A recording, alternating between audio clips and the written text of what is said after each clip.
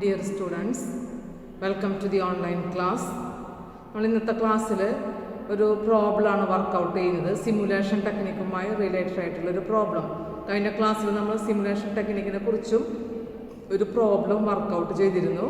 അതിനോട് റിലേറ്റഡ് ആയിട്ട് വരുന്ന ഒരു പ്രോബ്ലം തന്നെയാണ് ഇല്ലസ്ട്രേഷൻ 7-8 പേജ് നമ്പർ 107 ഇന്ന് വർക്കൗട്ട് ചെയ്യാനായിട്ട് ഉദ്ദേശിക്കുന്നത്.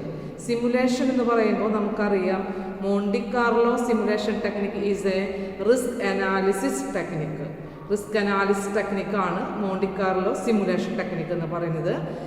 So in this technique probable future events are estimated in order to generate the estimate rate of return and risk indices. നമ്മുടെ ഒരു ഡിസിഷൻസുകൾ എടുക്കേണ്ടതായിട്ട് വരുമ്പോൾ ബഡ്ജറ്റിങ്ങിലാകട്ടെ ഏതെങ്കിലും ലോങ് ടേം ആയിട്ടുള്ള ഇൻവെസ്റ്റ്മെൻറ്റ് ഡിസിഷൻസുകളെല്ലാം എസ്റ്റിമേറ്റ് ചെയ്യുന്ന ക്യാഷ് ഇൻഫ്ലോസ് എത്രയാണെന്നും അതിനോട് ബന്ധപ്പെട്ട് വരുന്ന റിസ്ക് എത്രയാണെന്നുള്ളതും അനലൈസ് ചെയ്യുന്നതിന് വേണ്ടി എന്ത് ചെയ്യാറുണ്ട്, ഈ സിമുലേഷൻ ടെക്നിക്ക് ഉപയോഗിക്കുന്നുണ്ട്. അപ്പോൾ സിമുലേഷൻ ടെക്നിക്ക് അപ്ലൈ ചെയ്യുമ്പോൾ ഇവിടെ എസ്റ്റിമേറ്റഡ് ആയിട്ടുള്ള റിസ്ക്കും എസ്റ്റിമേറ്റഡ് ആയിട്ട് വരുന്ന റേറ്റ് ഓഫ് റിട്ടേണും ആണ് കാൽക്കുലേറ്റ് ചെയ്യുന്നത്. അതെന്തിൻ്റെ ബേസിലാണെന്ന് മാത്രം, ഫ്യൂച്ചർ ഈവൻറ്റ്സ് ആർ സിമുലേറ്റഡ്. നമുക്ക് ഏത് ടൈപ്പിലുള്ള പ്രോബബിലിറ്റീസുകളാണോ സർട്ടൈൻ ചെയ്യാനുള്ളത് അതിനെക്കുറിച്ചുള്ള ഒരു ഈവൻറ്റ്സുകളാണ് സിമുലേറ്റ് ചെയ്യുന്നത്. അപ്പോൾ കഴിഞ്ഞ ക്ലാസ്സിൽ ചെയ്ത ക്വസ്റ്റ്യനുമായി ബന്ധപ്പെട്ട് വരുന്നത് തന്നെയാണ് ഈ ക്വസ്റ്റ്യനും. ഈ ക്വസ്റ്റ്യനിൽ നമുക്ക് അഡീഷണലായിട്ട് തന്നിട്ടുള്ള ഡാറ്റ വെച്ചുകൊണ്ട് തന്നെ അഡീഷണലായിട്ട് ഒരു 3 ക്വസ്റ്റ്യൻ റിലേറ്റഡ് ആയിട്ടുള്ള ക്വസ്റ്റ്യൻസുകൾ, സബ് ക്വസ്റ്റ്യൻസുകൾ ആൻസർ ചെയ്യാനുണ്ട്. അപ്പോൾ ക്വസ്റ്റ്യൻസ് ഞാനിവിടെ വായിക്കാം. അതിനോട് ആ ഒരു ടോപ്പിക്കിനെ ബന്ധപ്പെടുത്തിക്കൊണ്ട് എന്തൊക്കെയാണ് ഇൻഫർമേഷൻ എന്നുള്ളതാണ് ഇവിടെ പറയാനായിട്ട് ഉദ്ദേശിക്കുന്നത്. ക്വസ്റ്റ്യൻ വായിക്കാം. C limited is considering the purchase of automatic pack machine to replace the 2 machines which are currently used to pack product X. The new machine would result in reduced labor cost because of the more automated nature of the process, and in addition would permit production levels to be increased by creating greater capacity at the packing stage with an anticipated rise in demand for the product X. ഇത്രയാണ് ക്വസ്റ്റ്യനിൽ പറയുന്നത്. അതായത് 2 പഴയ മെഷീൻസുകളെ replace ചെയ്യാനായിട്ട് ഒരു new automatic ആയിട്ട് വരുന്ന pack machine വാങ്ങിക്കുകയാണ്. കമ്പനി സി ലിമിറ്റഡ് ആണ് പർച്ചേസ് ചെയ്യാനായിട്ട് ഉദ്ദേശിക്കുന്നത്. പുതിയൊരു മെഷീൻ വാങ്ങിക്കുകയാണ്. അങ്ങനെ വാങ്ങിച്ചു കഴിഞ്ഞാൽ 2 ഓൾഡ് മെഷീൻസുകളെ റീപ്ലേസ് ചെയ്യാം. അതുമാത്രമല്ല അവരുടെ ലേബർ കോസ്റ്റിന് റെഡ്യൂസ് ചെയ്യാനും കഴിയും. കൂടുതലായിട്ടുള്ള ഡിമാൻഡ് വരുമ്പോൾ ഡിമാൻഡ് റൈസ് ചെയ്യുന്നതിനനുസരിച്ച് കൊണ്ട് പുതിയ പ്രൊഡക്ഷൻസ് കപ്പാസിറ്റി ഇൻക്രീസ് ചെയ്യാം. കപ്പാസിറ്റി ഇൻക്രീസ് ചെയ്യാനുള്ള കാരണം ഓട്ടോമാറ്റിക് ആയിട്ടുള്ള മെഷീൻ ആയതുകൊണ്ട് വളരെ സ്പീഡ് ആയിട്ടുള്ള പാക്കിംഗ് നടക്കും. അപ്പോൾ ഡിമാൻഡിനനുസരിച്ച് കൊണ്ട് സപ്ലൈ എന്ത് ചെയ്യാൻ പറ്റും, സ്പീഡപ്പ് ചെയ്യാനായിട്ട് പറ്റും. അപ്പോൾ നല്ല സപ്ലൈ നൽകണമെന്നുണ്ടെങ്കിൽ അതിനനുസരിച്ച് കൊണ്ട് എന്ത് ചെയ്യണം, പ്രൊഡക്ഷൻ ഇൻക്രീസ് ചെയ്തുകൊണ്ടിരിക്കണം. അപ്പം അതിനെല്ലാം സ്യൂട്ടബിൾ ആയിട്ടുള്ള ഒരു മെഷീനാണ് പുതിയതായിട്ട് വാങ്ങിക്കുന്ന പാക്കിംഗ് മെഷീൻ എന്ന് പറയുന്നത്. അപ്പോൾ ഇവിടെ മറ്റൊരു ഇൻഫർമേഷൻ പറയുന്നത് എന്താണെന്നുണ്ടെങ്കിൽ it has been estimated that the new machine would lead to increase the profit in each of the 3 years. അടുത്ത 3 വർഷങ്ങളിലായിട്ടാണ് ഇതിൻ്റെ പ്രോഫിറ്റ് ഇൻക്രീസ് ചെയ്യുള്ളൂ. പ്രോഫിറ്റ് ഇൻക്രീസ് ചെയ്യാനായിട്ട് വരണമെന്നുണ്ടെങ്കിൽ 3 വർഷം എടുക്കും. അപ്പോഴേ പ്രോഫിറ്റ് എടുക്കാനായിട്ട് കഴിയുള്ളൂ. ഇനി മറ്റൊരു കേസ് പറയുന്നത് ഇതിൻ്റെ ക്യാഷ് ഫ്ലോ അല്ലെങ്കിൽ ഇതിൽ കിട്ടുന്ന ഏർണിങ്സ് എത്രയാണെന്നുള്ളത് ആസർട്ടൈൻ ചെയ്യുന്നതിനെ കുറിച്ചുള്ള ഇൻഫോർമേഷനാണ് പറയുന്നത്. Due to uncertainty in demand, however the annual cash flows resulting from the purchase of the new machine cannot be fixed with certainty and have therefore has been estimated probability as follows. നമുക്ക് തരുന്ന ഇൻഫർമേഷൻസുകൾ സാധാരണയായിട്ട് cash ഇൻഫ്ലോസുകളാണ്. പക്ഷേ ഇവിടുത്തെ cash ഇൻഫ്ലോസുകൾ uncertainty ഉള്ളത് കൊണ്ട് കൃത്യമായിട്ട് decide ചെയ്യാനായിട്ട് കഴിഞ്ഞിട്ടില്ല. It has been cannot be fixed with certainty. കൃത്യമായിട്ട് ഡിസൈഡ് ചെയ്യാൻ കഴിയാത്തത് കൊണ്ട് പ്രോബബിലിറ്റി ഉള്ള ക്യാഷ് ഇൻഫ്ലോസുകളാണ് നമുക്കിവിടെ ക്വസ്റ്റ്യനിൽ തന്നിട്ടുള്ളത്. അപ്പോൾ പ്രോബബിൾ ആയിട്ടുള്ള 3 വർഷത്തെ ക്യാഷ് ഇൻഫ്ലോസുകൾ ക്വസ്റ്റ്യനിൽ തന്നിട്ടുണ്ട്.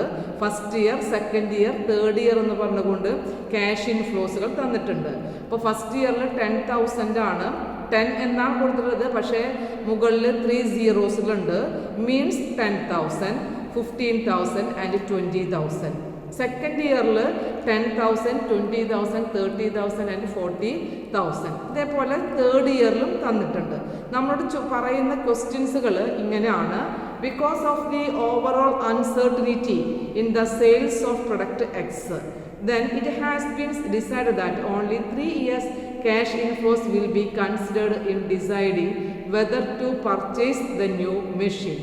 അതായത് ക്യാഷ് ഇൻഫ്ലോസുകൾ ഡിറ്റർമിൻ ചെയ്യുമ്പോൾ ഫ്യൂച്ചറിൽ അൺസർട്ടനിറ്റീസുകൾ ഉള്ളത് കൊണ്ട് തന്നെ 3 വർഷത്തെ പ്രോഫിറ്റബിലിറ്റി നോക്കിക്കൊണ്ടാണ്, 3 വർഷമായിട്ട് ലഭിക്കുന്ന ക്യാഷ് ഇൻഫ്ലോസിൻ്റെ ബേസിലാണ് പുതിയ മെഷീൻ വാങ്ങിക്കണോ അല്ലയോ എന്നുള്ളത് ഡിസൈഡ് ചെയ്യുന്നത്. അപ്പോൾ നമുക്ക് അടുത്ത 3 വർഷങ്ങളിലായിട്ട് ലാഭം കിട്ടുള്ളൂ എന്ന് പറഞ്ഞു, പ്രോഫിറ്റ് കിട്ടുള്ളൂ എന്ന് പറഞ്ഞു. പക്ഷെ നമുക്ക് പ്രോഫിറ്റിനെ എസ്റ്റിമേറ്റ് ചെയ്യാനായിട്ട് അൺസർട്ടനിറ്റി ഉള്ളത് കൊണ്ട് തന്നെ 3 വർഷമായിട്ട് കിട്ടുന്ന പ്രോഫിറ്റബിലിറ്റിയുടെ ബേസിലാണ് നമ്മൾ ഈ മെഷീൻ വാങ്ങിക്കാനായിട്ട് ഉദ്ദേശിക്കുന്നുള്ളൂ. അപ്പോൾ നമ്മളോട് ക്വസ്റ്റ്യൻ പറയുന്നത് ഇങ്ങനെയാണ്. After allow the scrap value of existing machine, the net cash cost of the new machine will be 42,000. ഇങ്ങനെയാണെന്നുണ്ടെങ്കിൽ നമുക്ക് കോസ്റ്റ് ഓഫ് മെഷീൻ എന്ന് പറഞ്ഞു കഴിഞ്ഞാൽ 42,000 ആണ്. അപ്പോൾ നമുക്ക് എസ്റ്റിമേറ്റഡ് ആയിട്ടുള്ള ക്യാഷ് ഇൻഫ്ലോസുകൾ എത്ര എന്നുള്ളത് നോക്കണം. പക്ഷേ ഇതിൽ അൺസർട്ടനിറ്റി ഉള്ളത് കൊണ്ട് കൃത്യമായിട്ട് ഡിസൈഡ് ചെയ്യാനായിട്ട് കഴിഞ്ഞിട്ടില്ല. പക്ഷെ അത് വേറൊരു കേസ് കൂടെ പറയുന്നത്, കിട്ടുന്ന ക്യാഷ് ഇൻഫ്ലോ എന്ന് പറഞ്ഞു കഴിഞ്ഞാൽ 3 വർഷത്തത് പരിഗണിച്ചുകൊണ്ട് മാത്രമേ, 3 വർഷം നമുക്ക് ഉണ്ടാകുന്ന ലാഭത്തിൻ്റെ പുറമെ മാത്രം എന്ത് ചെയ്യുള്ളൂ, ഈ പുതിയ മെഷീൻ വാങ്ങിക്കാനായിട്ട് ഉദ്ദേശിക്കുന്നുള്ളൂ. അപ്പോൾ ക്വസ്റ്റ്യൻസുകൾ നമ്മളോട് ചോദിക്കുന്നത് എങ്ങനെയാണെന്ന് വെച്ച് കഴിഞ്ഞാൽ ഈ ഒരു 3 ABC എന്ന് പറഞ്ഞുകൊണ്ട് 3 ക്വസ്റ്റ്യൻസുകളാണ് ഈ ഒരു ഡാറ്റ തന്നിട്ട് ചോദിക്കുന്നത്. അപ്പോൾ 3ാമത്തെ ക്വസ്റ്റ്യനാണ് നമുക്ക് സിമുലേഷൻ എന്ന് പറയുന്ന ടെക്നിക്ക് അപ്ലൈ ചെയ്യാനായിട്ട് വരുന്നുള്ളൂ. സിമുലേഷൻ ടെക്നിക്കിൻ്റെ അപ്ലൈ ചെയ്യുമ്പോൾ നമുക്ക് പ്രോബബിലിറ്റി കാൽക്കുലേറ്റ് ചെയ്യണം, അതുപോലെ തന്നെ ക്യുമുലേറ്റീവ് പ്രോബബിലിറ്റി കാൽക്കുലേറ്റ് ചെയ്യണം, റാൻഡം ഇൻ്റർവെൽസ് കാൽക്കുലേറ്റ് ചെയ്യണം, വേണ്ടേ? അപ്പോൾ ഇതൊക്കെ നമ്മൾ മുന്നത്തെ ക്വസ്റ്റ്യനിൽ ചെയ്ത് പഠിച്ചിട്ടുള്ളതാണ്. പ്രോബബിലിറ്റി ഇവിടെ തന്നിട്ടുള്ളത് കൊണ്ട് പിന്നെ പ്രോബബിലിറ്റി നമ്മൾ എന്ത് ചെയ്യേണ്ട, കാൽക്കുലേറ്റ് ചെയ്യേണ്ട. പക്ഷേ ഇവിടുത്തെ ക്വസ്റ്റ്യൻ അനുസരിച്ച് കൊണ്ട് നമ്മൾ എന്ത് ചെയ്യണം, റാൻഡം നമ്പേഴ്സ് തന്നിട്ടുണ്ട്, ആ റാൻഡം നമ്പേഴ്സിന് എന്ത് ചെയ്യണം, സിമുലേഷൻ ചെയ്യണം. അപ്പോൾ ആ ഒരു ക്വസ്റ്റ്യനാണ് തേർഡ് ക്വസ്റ്റ്യൻ. നമുക്ക് ഓരോന്നും ചെയ്ത് നോക്കാം. ഫസ്റ്റ് ക്വസ്റ്റ്യൻ മുതൽ സ്റ്റാർട്ട് ചെയ്യാം.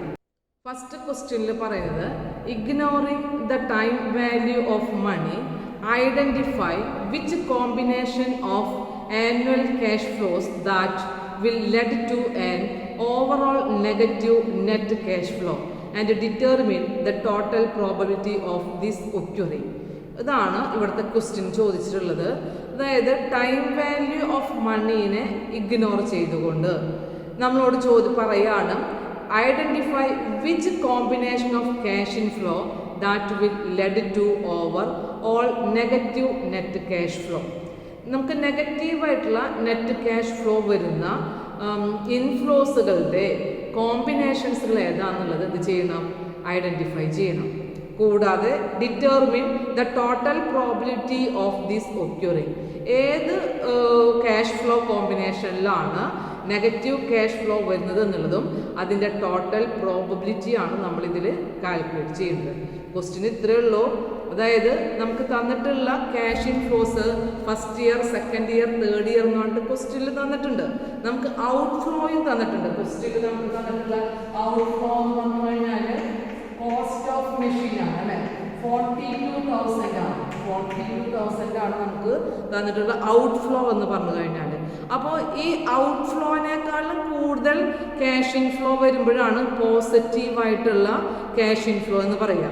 എക്സസ് ആയിട്ട് ഇൻഫ്ലോ വന്നു കഴിഞ്ഞാലാണ് എന്ത് പറയുക, പോസിറ്റീവായിട്ടുള്ള ക്യാഷ് ഇൻഫ്ലോ എന്ന് പറയുക. അപ്പോൾ നമുക്ക് തന്നിട്ടുള്ള ക്യാഷ് ഇൻഫ്ലോസുകളുടെ കോമ്പിനേഷനിൽ ഏത് കോമ്പിനേഷൻസുകളാണ് നെഗറ്റീവ് ക്യാഷ് ഇൻഫ്ലോ വരിക, നെഗറ്റീവായിട്ട് വരുന്ന നെറ്റ് ക്യാഷ് ഫ്ലോ വരുന്ന കോമ്പിനേഷൻ എത്ര എന്നുള്ളത് നോക്കണം. നെഗറ്റീവായിട്ട് വരുന്ന നെറ്റ് ക്യാഷ് ഇൻഫ്ലോ എന്ന് പറഞ്ഞു കഴിഞ്ഞാൽ ഏതായിരിക്കും?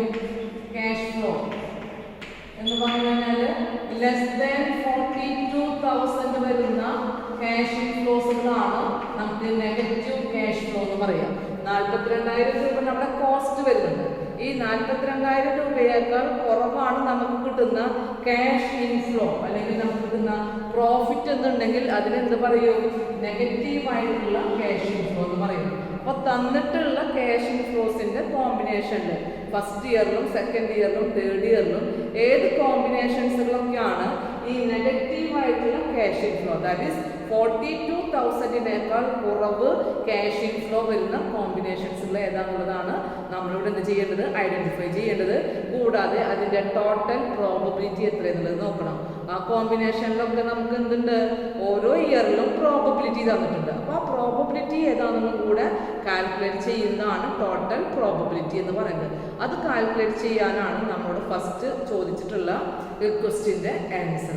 അപ്പോൾ നമ്മൾ എഴുതണം. ഫസ്റ്റത്തിന് ഞാൻ ഒന്നാമത്തെ ക്വസ്റ്റ്യൻ്റെ ആൻസറാണ് ഇവിടെ പറയുന്നത്. ആൻസർ എക്ക് വരുന്ന ആൻസറാണ് ഇവിടെ പറയുന്നത്. അപ്പോൾ സൊല്യൂഷനായിട്ട് നമുക്ക് എന്ത് ചെയ്യണം? If the total cash inflow എന്ന് പറഞ്ഞു കഴിഞ്ഞാൽ 3 years ആണ് അല്ലേ? ക്യാഷ് ഫ്ലോ 3 years ആണ് നമ്മളോട് പ്രോഫിറ്റബിലിറ്റിക്ക് വേണ്ടി കൺസിഡർ ചെയ്യുന്നത്. ഈ പുതിയ മെഷീൻ വാങ്ങിക്കണമെന്നുണ്ടെങ്കിൽ 3 വർഷത്തെ പ്രോഫിറ്റബിലിറ്റി ആണ് കൺസിഡർ ചെയ്യുന്നത്. So first 3 years, first year, second year, third year is less than 42, the net cash inflow will be negative. അതാണ് ഇവിടെ നമ്മൾ എഴുതേണ്ടത്. If the total cash inflow in years 3, the total cash inflow of 3 years, that is first year, second year and third year, is less than 42,000. It is negative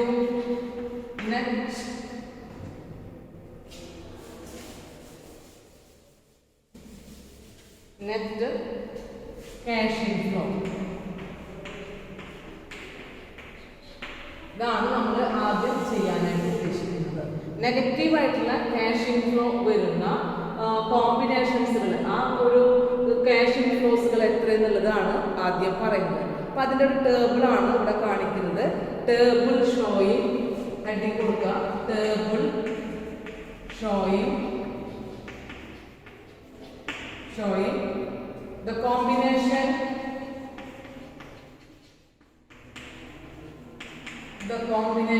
of cash flow is less than 42,000. 42,000 എമൗണ്ടിനേക്കാൾ കുറവ് വരുന്ന cash ഇൻഫ്ലോസിന്റെ കോമ്പിനേഷനാണ് ഇത് നമ്മൾ കണ്ടുപിടിക്കാനായിട്ട് പോകുന്നത്. അപ്പോൾ നമ്മുടെ ക്വസ്റ്റ്യനിൽ 3 വർഷം തന്നിട്ടുണ്ട്. ആ 3 വർഷത്തിൽ ഏത് കോമ്പിനേഷനിലാണ് 42,000-നേക്കാൾ ലെസ് എമൗണ്ട് വരുന്ന ക്യാഷ് ഇൻഫ്ലോ എന്നുള്ളത് ആദ്യമായിട്ട് കണ്ടുപിടിക്കുകയാണ്. മനസ്സിലായിട്ടുണ്ടാവുമെന്ന് വിചാരിക്കുന്നു.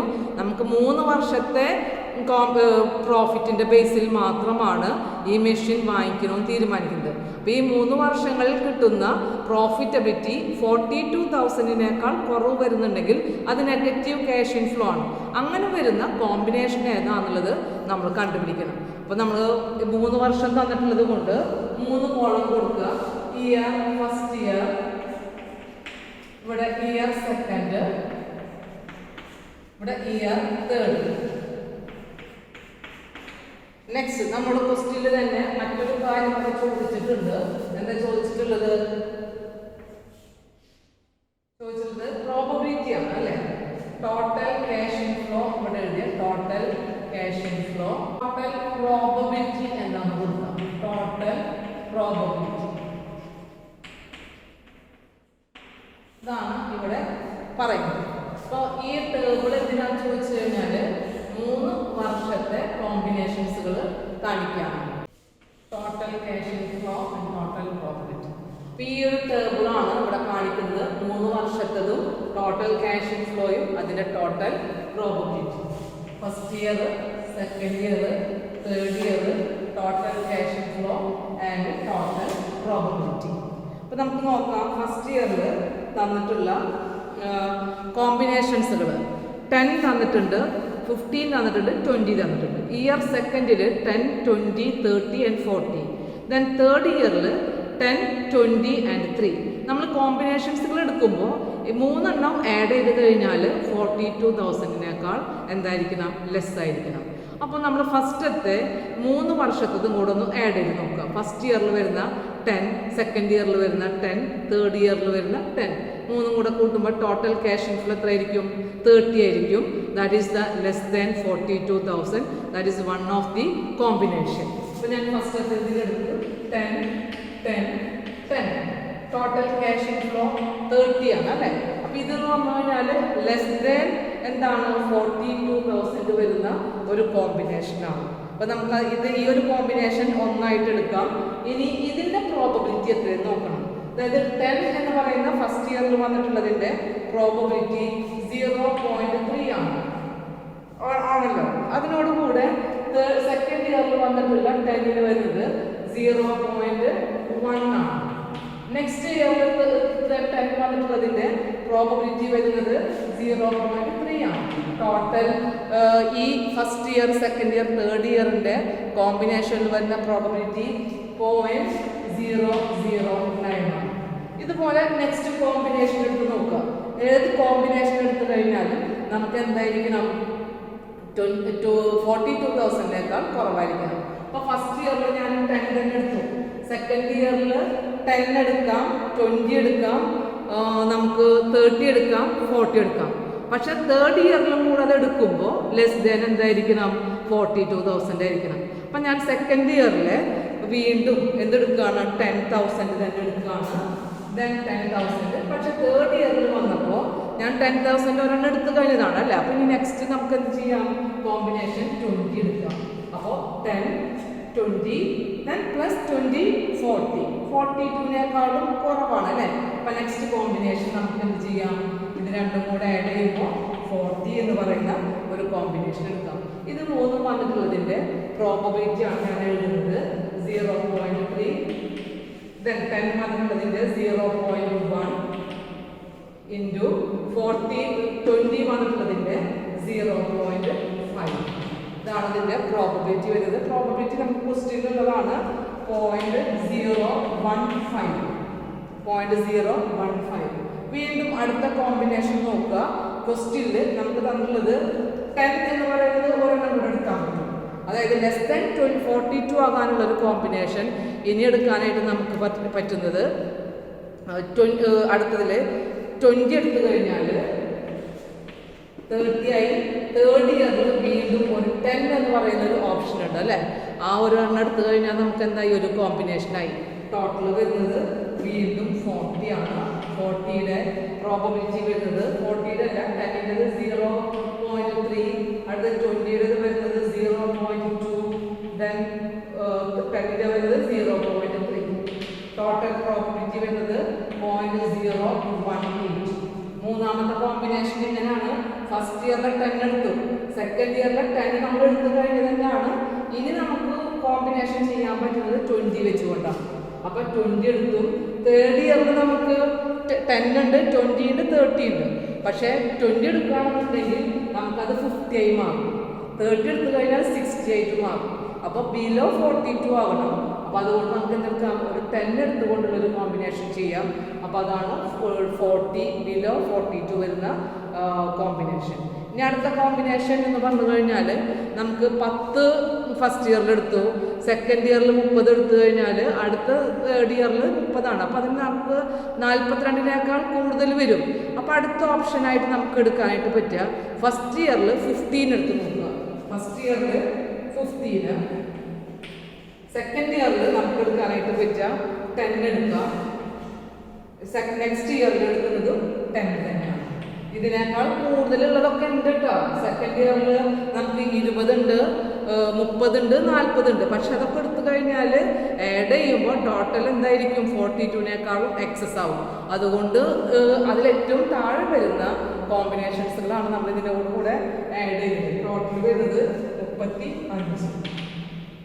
ഇനി ഇതിൻ്റെ പ്രോബബിലിറ്റി നോക്കുമ്പോൾ 0.4, 0.2 into 0.3.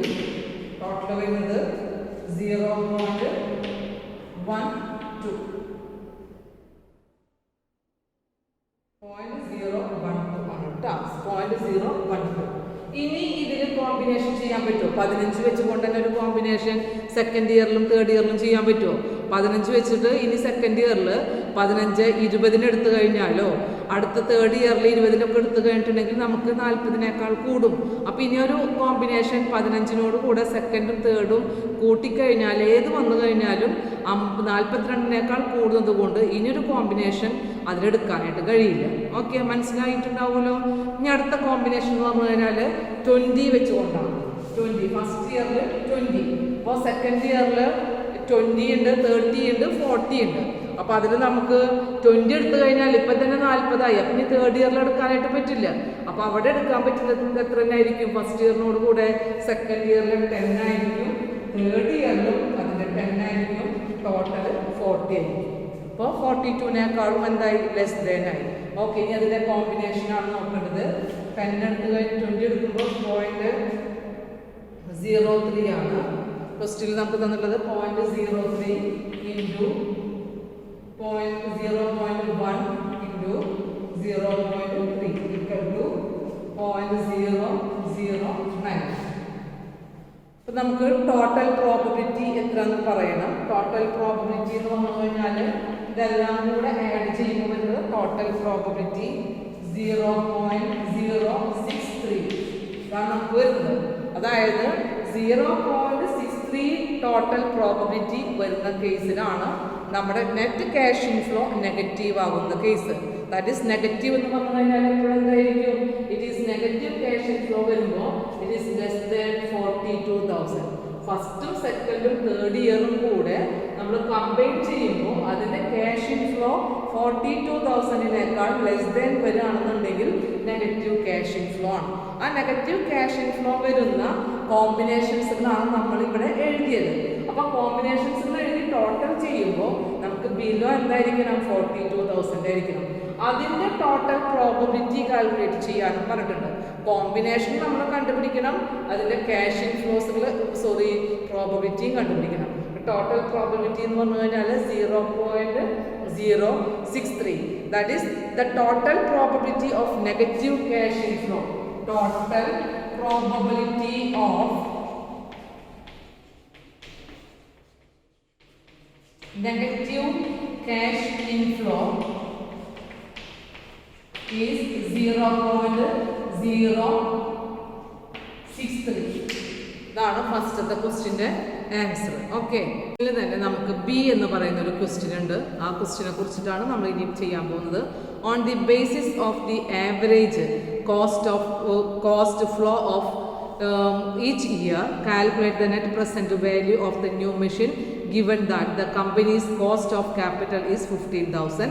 Relevant discount factors are as given below. Year 1, 2, 3 discount factor 0.898696, 0.7561 and third year 0.6575. എന്താണ് ക്വസ്റ്റ്യനിൽ പറഞ്ഞിട്ടുള്ളത് നോക്കാം.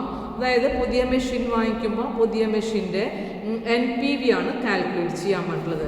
That is the calculation of the net present value of the new machine. എങ്ങനെയാണെന്നുണ്ടെങ്കിൽ ആവറേജ് ക്യാഷ് ഇൻഫ്ലോൻ്റെ ബേസിലാണ് നമ്മൾ എന്ത് ചെയ്യേണ്ടത്? ഈ പറയുന്ന നെറ്റ് പ്രസന്റ് വാല്യൂ കാണുന്നത്. അപ്പം നെറ്റ് പ്രസന്റ് വാല്യൂ കാൽക്കുലേറ്റ് ചെയ്യണമെന്നുണ്ടെങ്കിൽ നമുക്ക് എന്ത് വേണം? ക്യാഷ് ഇൻഫ്ലോസ് എത്ര എന്നുള്ളത് അറിയണം. അപ്പോൾ ക്യാഷ് ഇൻഫ്ലോ നമ്മുടെ ക്വസ്റ്റ്യനിൽ തന്നിട്ടുണ്ട് ഉണ്ടല്ലോ. പക്ഷേ ആ ക്യാഷ് ഇൻഫ്ലോ എന്ന് പറഞ്ഞു കഴിഞ്ഞാൽ എസ്റ്റിമേറ്റഡ് ക്യാഷ് ഇൻഫ്ലോ ആണ്. അതായത് പ്രോബബിലിറ്റിയും കൂടെ തന്നിട്ടുള്ള ക്യാഷ് ഇൻഫ്ലോസുകളാണ്. അപ്പം നമ്മുടെ ഒറിജിനൽ ക്യാഷ് ഇൻഫ്ലോ, അതായത് എക്സ്പെക്ട് ചെയ്യുന്ന ക്യാഷ് ഇൻഫ്ലോ കാണണമെന്നുണ്ടെങ്കിൽ നമ്മൾ എന്ത് വേണം, ഈ പ്രോബബിലിറ്റിയും കൂടെ അതിനോടുകൂടെ മൾട്ടിപ്ലൈ ചെയ്യണം. അപ്പോൾ നമ്മൾ സെർട്ടിനിറ്റി ഈക്വലന്റ് മെത്തേഡിൽ പഠിച്ചിട്ടുള്ളതാണ് expected value of cash inflow equal to, ഇങ്ങനെ നമ്മൾ ഫോർമുല പഠിച്ചത് അല്ലേ, expected value of cash inflow equal to cash inflow into probability. പ്രോബബിലിറ്റിയുമായിട്ട് എന്ത് ചെയ്യണം, ക്യാഷ് ഇൻഫ്ലോനെ മൾട്ടിപ്ലൈ ചെയ്ത് കഴിഞ്ഞാൽ നമുക്ക് കിട്ടുന്നതാണ് expected value of cash inflow. ആ ക്യാഷ് ഇൻഫ്ലോന്റെ ബേസിലാണ് നമ്മൾ എന്ത് കാൽക്കുലേറ്റ് ചെയ്യുന്നത്, NPV കാൽക്കുലേറ്റ് ചെയ്യുന്നത്. അപ്പോൾ നമുക്ക് expected value of cash inflow കാണാമല്ലോ അല്ലേ. അപ്പോൾ താഴെ ഞാൻ കൊടുക്കുന്നുണ്ട് ഇയർ 1 വരുന്നത് എത്രയുള്ളത് കൊടുക്കുന്നുണ്ട്. ഇയർ ഫസ്റ്റിൽ വരുന്നത് ഇങ്ങനെയാണ്. നമ്മുടെ ക്യാഷ് ഇൻഫ്ലോ ക്വസ്റ്റ്യനിൽ തന്നിട്ടുള്ളത് ഫസ്റ്റ് ഇയറിൽ 10 ആണ് അല്ലേ. അപ്പോൾ 10 എടുത്തു. ഇനി ഇൻറ്റു പ്രോബബിലിറ്റി ആണ്, ക്യാഷ് ഇൻഫ്ലോ ഇൻറ്റു പ്രോബബിലിറ്റി.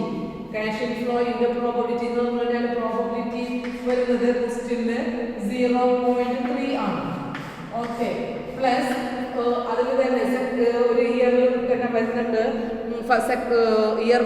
ഇയറിൽ ഫസ്റ്റിൽ 15 ഇൻറ്റു അതിൻ്റെ പ്രോബബിലിറ്റി 0.4 പ്ലസ് ഫസ്റ്റ് ഇയറിൽ വരുന്ന നെക്സ്റ്റ് 20 ആണ്. 20 ഇൻറ്റു അതിൻ്റെ പ്രോബബിലിറ്റി വരുന്നത് 0.03.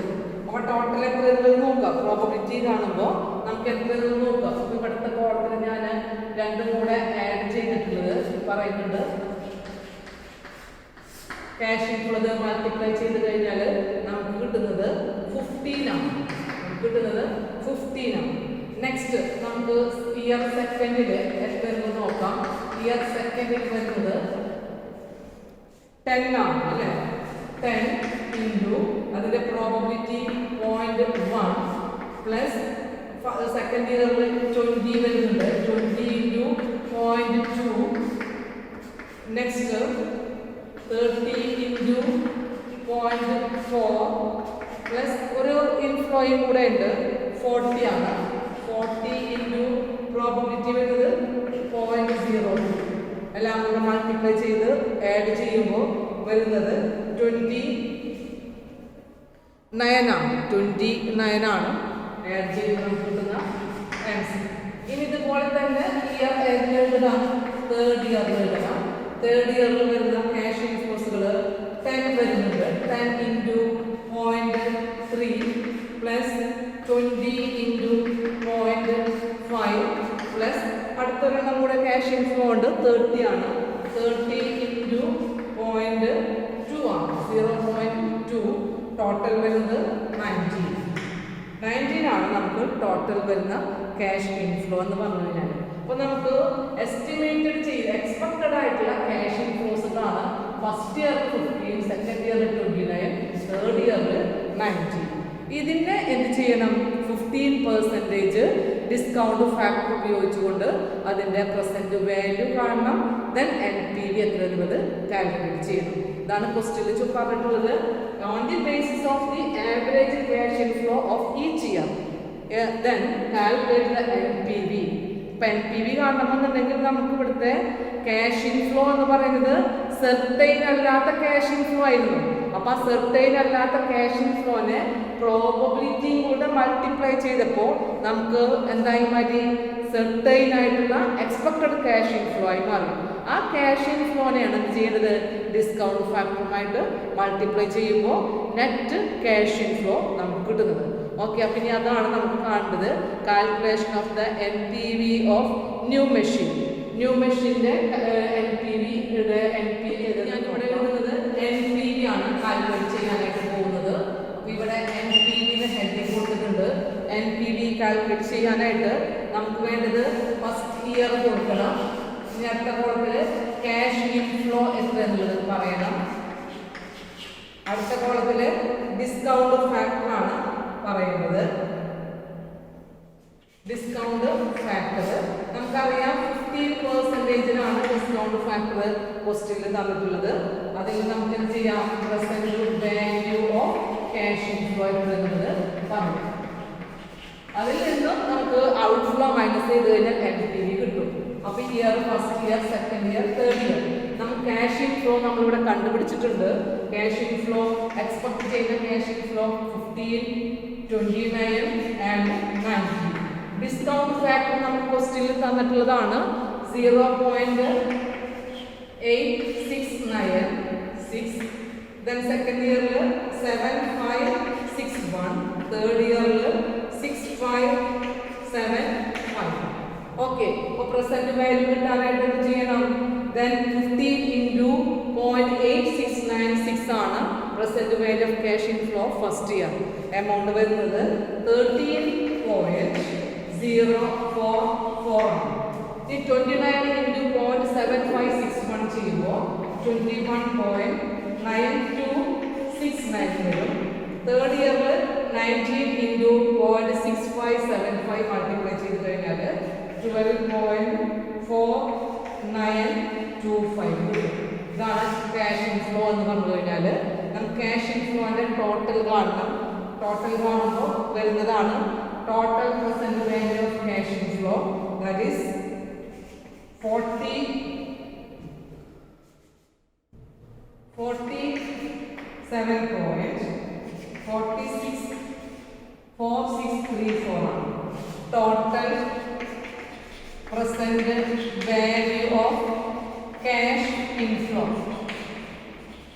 ഇനി ഇതിൽ നിന്ന് കോസ്റ്റ് ലെസ് ചെയ്ത് കഴിഞ്ഞാൽ ലെസ് കോസ്റ്റ്, നമുക്ക് കോസ്റ്റ് എന്ന് പറഞ്ഞാൽ 42,000 ആണ് അല്ലേ. അപ്പോൾ നമ്മൾ 42,000 മൈനസ് ചെയ്യുമ്പോൾ നമുക്ക് കിട്ടുന്നത് എത്ര നോക്കാം? എത്രയായിരിക്കും കിട്ടുന്നത്? ഇൻഫ്ലോ കൂടുതലാണ്, ഔട്ട്ഫ്ലോ കുറവാണ് അല്ലേ. അപ്പോൾ നമുക്ക് പോസിറ്റീവ് ആയിട്ടുള്ള NPV ആണ് 5.463 ആണ് നമുക്ക് കിട്ടുന്ന NPV. That is the NPV. ഈ രണ്ടാമത്തെ ക്വസ്റ്റ്യൻ ഇങ്ങനെയാണ് ആൻസർ ചെയ്യേണ്ടത്. Calculation of net present value of new machine ആണ് നമ്മളിപ്പോൾ കണ്ടുപിടിച്ചത്. അതെങ്ങനെ കാണാൻ ചോദിച്ചു കഴിഞ്ഞാൽ ക്വസ്റ്റ്യനിലെ ക്യാഷ് ഇൻഫ്ലോ എടുത്തുകൊണ്ട് നമുക്ക് ടോട്ടൽ ഈ പറയുന്ന ഡിസ്കൗണ്ട് ഫാക്ടറിനെ മൾട്ടിപ്ലൈ ചെയ്യാനായിട്ട് പറ്റില്ല. കാരണം അത് പ്രോബബിലിറ്റിയും കൂടെ തന്നിട്ടുള്ള ക്യാഷ് ഇൻഫ്ലോസുകളാണ്. അപ്പോൾ നമ്മൾ ആ പ്രോബബിലിറ്റിനെ കൂടെ കൺസിഡർ ചെയ്തുകൊണ്ട് ഒരു എക്സ്പെക്റ്റഡ് ആയിട്ടുള്ള സെർട്ടൈൻ ആയിട്ടുള്ള ക്യാഷ് ഇൻഫ്ലോ ആക്കി മാറ്റണം. അത് മാറ്റാനാണ് നമ്മൾ എന്ത് ചെയ്തത്? Expected value of cash inflow കാണാൻ ക്യാഷ് ഇൻഫ്ലോനെ പ്രോബബിലിറ്റി ആയിട്ട് മൾട്ടിപ്ലൈ ചെയ്തു. കിട്ടുന്ന cash inflow certain cash inflow ആണ്. ആ സെർട്ടൈൻ ക്യാഷ് ഇൻഫ്ലോനെ ഡിസ്കൗണ്ട് ഫാക്ടറുമായിട്ട് മൾട്ടിപ്ലൈ ചെയ്തപ്പോൾ നമുക്ക് total present value of cash inflow കിട്ടി. അതിൽ നിന്ന് കോസ്റ്റ് മൈനസ് ചെയ്തപ്പോൾ നമുക്ക് കിട്ടുന്നതാണ് present value net present value of the new machine. Okay, അപ്പോൾ നമ്മൾ ഈ ഫോർമുല പഠിച്ചതാണ്. NPV കാൽക്കുലേറ്റ് ചെയ്യണമെന്നുണ്ടെങ്കിൽ present value of cash inflow minus outflow, ഇതാണ് formula. That is the NPV. Okay, അപ്പോൾ സെക്കൻഡ് ക്വസ്റ്റ്യൻ്റെ ആൻസർ ആണ് ഇപ്പോൾ നമ്മൾ കാണിച്ചത്. ഇനി അടുത്തതിലേക്ക് പോവാം, തേർഡ് ക്വസ്റ്റ്യൻ. ഓക്കെ, ഇനി നമ്മൾ ചെയ്യാൻ പോകുന്നത് തേർഡ് ക്വസ്റ്റ്യൻ ആണ്. ഇതിൽ C എന്ന് പറയുന്ന ക്വസ്റ്റ്യൻ ഞാൻ വായിക്കാം. Analyse the risk inherent in the situation by simulating the net present value calculation. You should use the random numbers given in the 5 set of cash flow. നമുക്ക് ക്വസ്റ്റ്യനിൽ തന്നിട്ടുള്ളത് random നമ്പേഴ്സുകളാണ്. ആ റാൻഡം നമ്പേഴ്സ് വെച്ചുകൊണ്ട് എന്ത് ചെയ്യണം? Net present value calculate ചെയ്യേണ്ടത് simulation ടെക്നിക്കിലാണ്. അപ്പോൾ net present value calculate ചെയ്യാനായിട്ട് ഈ റാൻഡം നമ്പേഴ്സിന് നമുക്ക് എന്ത് ചെയ്യേണ്ടതായിട്ട് വരും? സിമുലേഷൻ ചെയ്യേണ്ടതായിട്ട് വരും. അപ്പോൾ year first, second, third 5 set of random നമ്പേഴ്സുകളുടെ ക്യാഷ് ഇൻഫ്ലോ ആണ് തന്നിട്ടുള്ളത്. On the basis of your simulation result, what is the expected net present value and what is the probability of the new machine yielding negative net present value. നമ്മളോട് ചോദിച്ചിട്ടുള്ളത് simulation use ചെയ്ത് കഴിഞ്ഞാൽ നമ്മൾ NPV എത്ര എന്നുള്ളത് calculate ചെയ്യണം. NPV calculate ചെയ്യണം. NPV calculate ചെയ്യുന്നതോടുകൂടെ തന്നെ ഏതൊക്കെ NPVകളാണ് നെഗറ്റീവായിട്ടുള്ള NPV വരുന്നത് എന്നുള്ളതും ഇവിടെ മെൻഷൻ ചെയ്യണം. അപ്പോൾ കുറച്ച് സ്റ്റെപ്പുകൾ ചെയ്യാനുണ്ട്. ആദ്യം റാൻഡം ഇൻ്റർവെൽസുകൾ കണ്ടുപിടിക്കണം. ഓക്കെ, അപ്പോൾ നമുക്ക് സിമുലേഷൻ ചെയ്യണമെന്നുണ്ടെങ്കിൽ നമുക്ക് സ്റ്റെപ്പുകൾ അറിയാം. ഫസ്റ്റ് വൺ പ്രോബബിലിറ്റിയാണ് കണ്ടുപിടിക്കേണ്ടത് അല്ലേ. അപ്പോൾ പ്രോബബിലിറ്റി ക്വസ്റ്റ്യനിലുണ്ട്, അപ്പോൾ പ്രോബബിലിറ്റി നമുക്ക് വേണ്ട. ആ പ്രോബബിലിറ്റി എന്ത് ചെയ്യണം, ക്യുമുലേറ്റീവ് ആയിട്ടുള്ളൊരു പ്രോബബിലിറ്റി ആക്കി മാറ്റണം.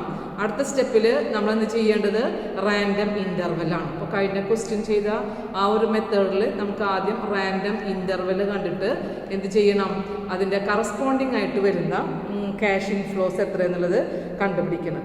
ഓക്കെ, അപ്പോൾ ഫസ്റ്റത്തിൽ കൊടുക്കുക, ഹെഡിങ് കൊടുക്കുക, റാൻഡം നമ്പർ റേഞ്ചസ് ആണ് കൊടുക്കേണ്ടത്. ക്യാഷ് ഇൻഫ്ലോസിൻ്റെ റാൻഡം നമ്പർ ഇൻഫ്ലോസ്. അപ്പോൾ allocate സി എന്ന് പറഞ്ഞ ക്വസ്റ്റ്യൻ ആണ് കേട്ടോ. allocate random number of cash flow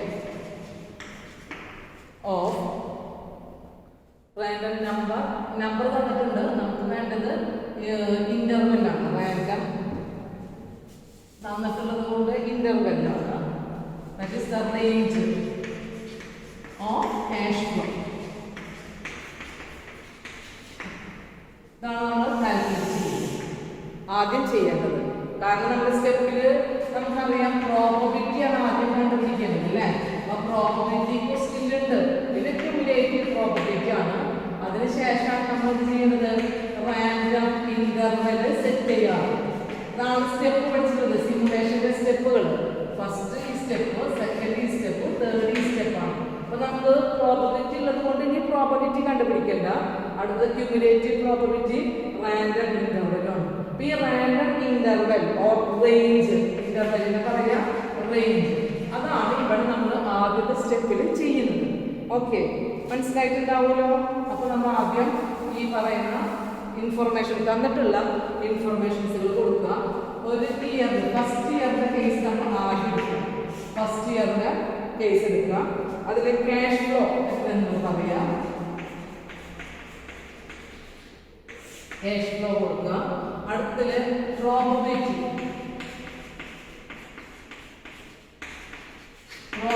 എന്ന് പറയാം. പിന്നെ ക്യുമുലേറ്റീവ് പ്രോബബിലിറ്റി പറയണം. Cumulative probability. നെക്സ്റ്റ് ആണ് random number range or interval. Random നമ്പറിന്റെ റേഞ്ച് നമ്മൾ കാണണം. ഓക്കെ, അപ്പോൾ ഇവിടുത്തെ ഇയർ ഫസ്റ്റിലുള്ള ഇയർ ഫസ്റ്റിൽ തന്നെ ക്യാഷ് ഫ്ലോ 3 എണ്ണം തന്നിട്ടുണ്ട് അല്ലേ. അപ്പോൾ അത് 3 എണ്ണം എഴുതിയതിന് ശേഷം ഇയർ 2 സ്റ്റാർട്ട് ചെയ്താൽ മതി. അപ്പോൾ ഇയർ 1ലെ ക്യാഷ് ഇൻഫ്ലോസുകൾ ഞാൻ എഴുതാം 10, അടുത്തത് തന്നിട്ടുള്ളത് 15, നെക്സ്റ്റ് തന്നിട്ടുള്ളത് 20 ആണ്. അപ്പോൾ ഇതിന്റെ പ്രോബബിലിറ്റി നമുക്ക് ക്വസ്റ്റ്യനിൽ തന്നെ തന്നിട്ടുണ്ട്. 0.3, 0.4, 0.3. ഇത് രണ്ട് നമുക്ക് ക്വസ്റ്റ്യനിൽ തന്നിട്ടുള്ള ഇൻഫർമേഷൻ ആണ്. ഈ പ്രോബബിലിറ്റി എന്ത് ചെയ്യണം, ക്യുമുലേറ്റ് ചെയ്യണം. അപ്പോൾ 0.3, 0.7, then 0.3 ആഡ് ചെയ്യുമ്പോൾ 1. ഇതാണ് നമുക്ക് കിട്ടുന്ന ക്യുമുലേറ്റീവ് പ്രോബബിലിറ്റി എന്ന് പറഞ്ഞു കഴിഞ്ഞാൽ. ഇനി നമ്മൾ എന്ത് ചെയ്യണം, റാൻഡം റേഞ്ച് ഉണ്ടാകും. റേഞ്ച് ഉണ്ടാക്കാൻ കഴിഞ്ഞ ക്ലാസ്സിൽ നമ്മൾ പഠിച്ചതാണ്. ഇതിൻ്റെ അപ്പർ ലിമിറ്റിൻ്റെ തൊട്ട് മുമ്പത്തെ നമ്പർ ആയിരിക്കും അതായത് വരുന്നത് നെക്സ്റ്റ് ക്ലാസ്സിൻ്റെ ലോവർ ലിമിറ്റ് ആയിട്ട് വരുന്നത്. അപ്പോൾ നമ്മൾ ആദ്യം ഫസ്റ്റത്തെ ക്ലാസ് ഇതാണ് 0 to 2 ആണ് വരുന്നത്. ഇതിൻ്റെ തൊട്ട് മുമ്പത്തെ നമ്പർ ഇതിൻ്റെ എന്ത് ചെയ്യണം, അപ്പർ ലിമിറ്റ് ആയിട്ട് എഴുതണം. ഇനി നെക്സ്റ്റ് ക്ലാസ്സിൻ്റെ ലോവർ ലിമിറ്റ് എന്ന് പറയുന്നത് എന്തായിരിക്കണം, ഈ ഫസ്റ്റ് ക്ലാസ്സിൻ്റെ അപ്പർ ലിമിറ്റ് ആയിരിക്കണം. അതായത് 3 to, ഇനി ഇതിൻ്റെ തൊട്ട് മുമ്പത്തെ നമ്പർ ഇതിൻ്റെ അപ്പർ ലിമിറ്റ് 6. ഇനി നെക്സ്റ്റ് ക്ലാസ്സിൻ്റെ ലോവർ ലിമിറ്റ് എന്ന് പറഞ്ഞു കഴിഞ്ഞാൽ അതിൻ്റെ അപ്പർ ലിമിറ്റ്, ദെൻ 10ന്റെ അപ്പർ ലിമിറ്റ് എന്ന് പറഞ്ഞു കഴിഞ്ഞാൽ 9. ഇതാണ് നമുക്ക് 3 ഇയറിൻ്റെ റേഞ്ച് കിട്ടിയിട്ടുള്ളത്. റേഞ്ച് കണ്ടുപിടിക്കാൻ ഒരു ബുദ്ധിമുട്ടുമില്ല. ക്യുമുലേറ്റീവ് പ്രോബബിലിറ്റിയിൽ നിന്നാണ് ഈ റേഞ്ച് കണ്ടുപിടിക്കേണ്ടത്. ഫസ്റ്റത്തെ ക്ലാസ്സിൻ്റെ ഇന്റർവെൽ എന്ന് പറഞ്ഞു കഴിഞ്ഞാൽ 0 മുതൽ 2 വരെയാണ്. 2 എഴുതാൻ കാരണം എന്ന് വെച്ച് കഴിഞ്ഞാൽ 3യുടെ തൊട്ട് മുമ്പുള്ള, അതായത് ഫസ്റ്റ് ക്ലാസ്സിൻ്റെ അപ്പർ ലിമിറ്റിൻ്റെ തൊട്ട് മുമ്പത്തെ നമ്പർ ആയിരിക്കും നമ്മൾ ഉണ്ടാക്കുന്ന ക്ലാസ്സിൻ്റെ അപ്പർ ലിമിറ്റ്. എന്നിട്ട് ആ നെക്സ്റ്റ് ക്ലാസ്സിൻ്റെ ലോവർ ലിമിറ്റ് എന്ന് പറഞ്ഞു കഴിഞ്ഞാൽ ഫസ്റ്റ് ക്ലാസ്സിൻ്റെ അപ്പർ ലിമിറ്റ് ആയിരിക്കും. അങ്ങനെയാണ് എക്സ്ക്ലൂസീവ് മെത്തേഡ് ക്രിയേറ്റ് ചെയ്യുന്നത്.